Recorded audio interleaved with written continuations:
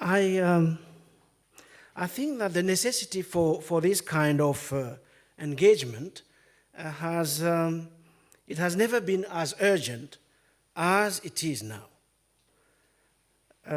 This is all the more so for reasons which, for the sake of time, I can only allude to, most of which have to do, I would say, with the very peculiar moment our world, and I say our world, I'm not saying Africa, Asia, China, or America, our world is going through.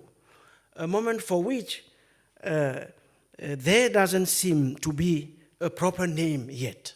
So I would like to start by that question of the name, of naming, as a preliminary for deciphering the kind of time one is experiencing. Now, since naming our time is part of what is at stake, let me suggest that in the midst of the current dread and apparent confusion, one thing at least is clear. Ours is a time of planetary entanglement. And this is the first point I would like to make. There is a second point which has to do with the fact that entanglement is not all that characterizes the now.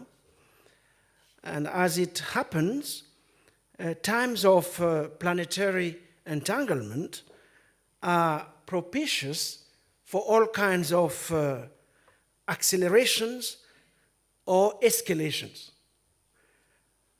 They are propitious for the renewed production of things, forms, and imaginaries, both, I would say, baroque and dystopian. Why?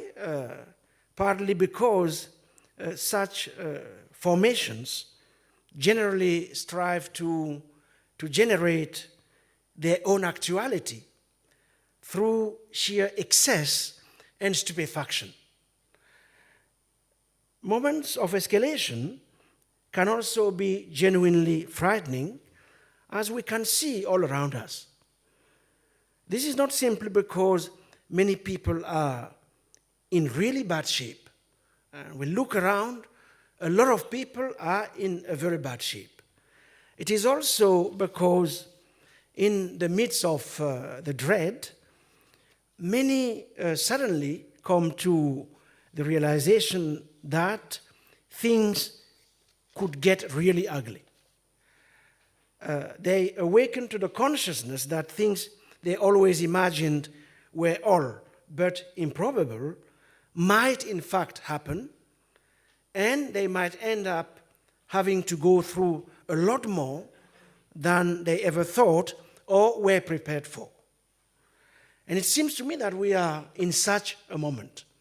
Of course, not exactly the same everywhere, but whether you come from South Africa, whether you come from Algeria, China, or for that matter, the United States of America or Europe, this seems to be a shared feeling. And this is what I mean by times of escalation. And it seems to me that right now we are caught in precisely this kind of historical spiral. The third point I would like to make, and here I do not really want to sound like a doomsayer. The third point is that right now, two quasi-metaphysical dispositions seem to characterize the present moment. One disposition in which the future is in the past, and another in which the future fundamentally opens to nothingness and destruction.